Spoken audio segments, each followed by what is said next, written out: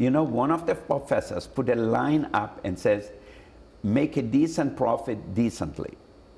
And you know that, I said, you know what, I always was thinking that way, because I always thought, if I want the community to be interested in me, I have to be interested in the community and to give back to the community something.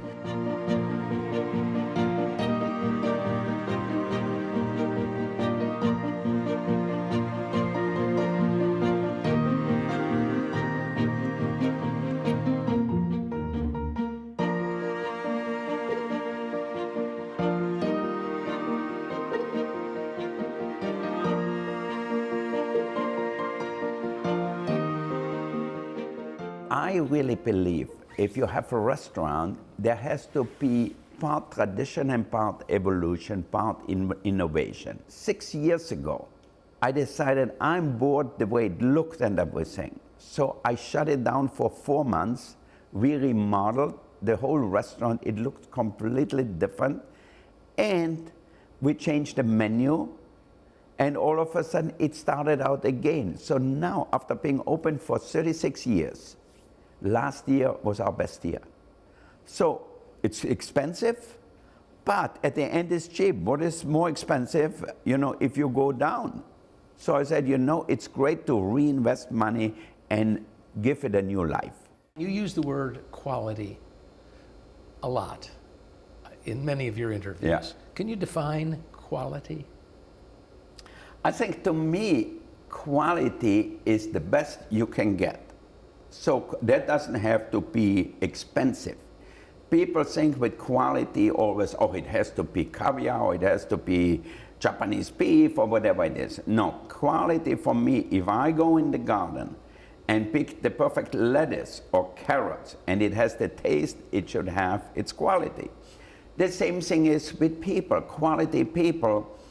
I want people to be decent people. I want people to be really connected to the environment. I want people really to know and be responsible citizens. I want people to be able to help other people. So I think to me, that's really an important part. How do we live our life? I want that the farmer stays in business. I want that the grower stays in business, because I think they are very important to my life. You went to Provence to learn French cooking, Yeah. but you make pizza. It doesn't seem like they connect. When you go to south of France, Provence, Côte d'Azur, they have a big Italian influence there already. And I actually, before coming to America, and I lived like very close to the Italian border, and I used to go down to Grado and Rimini and all these places, I never had a good pizza there. The first good pizza I had in Salon de Provence at Chegu, this restaurant where I had, I said, wow, this is a pizza, this is amazing. So I thought, when I opened this restaurant, there was no good pizza in all of Los Angeles. So I there said, I'm gonna build a wood-burning pizza oven, just like what I saw in south of France. And then when we opened, I said, I'm not gonna make a traditional pizza, I'm gonna make my own style of pizzas. Is there a French influence in this, in you making the pizzas? The only influence I have in that is, I said, it has to be the best ingredients. You know, pizzas were known as fast food. You know, cheap pizzas was never anything elevated, you know. So I said, all right, I'm gonna use fresh shrimps from Santa Barbara, just with a little pesto, not too much cheese, and a few other ingredients. Or I know there's a famous pizza, you know, pepperoni pizza, you find it everywhere. I said, I'm not gonna make pepperoni pizza, that's done already. I wanna make my own pizza. So I made duck sausage, sliced it really thin, put it on top of the pizza, and put no tomato sauce on it. That was one of my things that says no tomato sauce on the pizza. But my idea was not to do pizzas the way they are in Italy, the way they are in south of France. I said, I have to put my own stamp on it. Tell me about this test kitchen. Ruth told me about it. I always want to change. I always want to figure out what's new. So I said, I'm gonna build this test kitchen, Rogue, we call it. Why? I'm gonna have people cook there, young people. So I have 2 young chefs there, and then I have chefs from all different restaurants come and cook.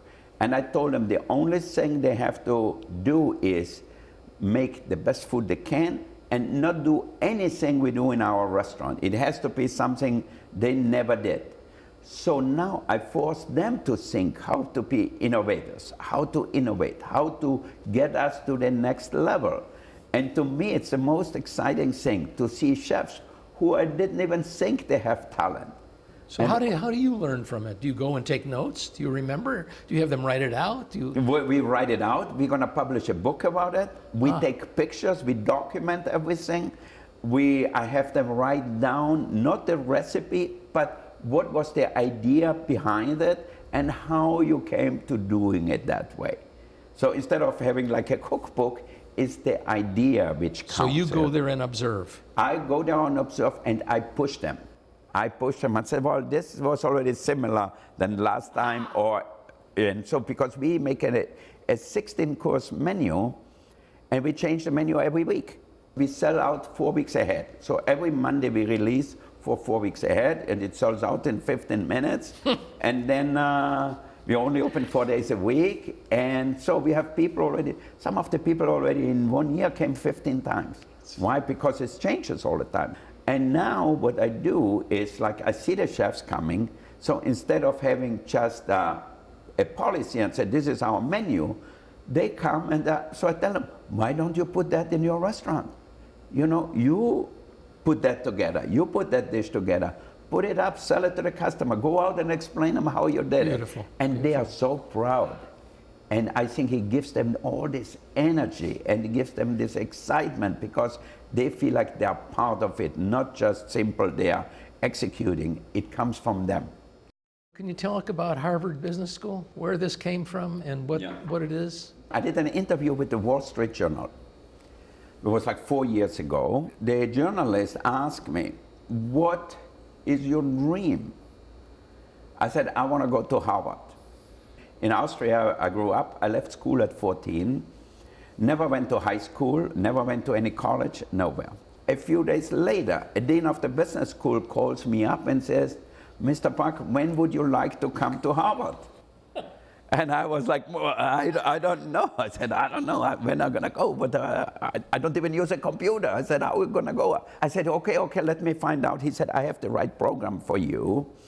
And so he called me back. We talked on the phone back and forth. Like, I had to go 8 months ahead of, to free up a whole month, basically. So that was last year in May.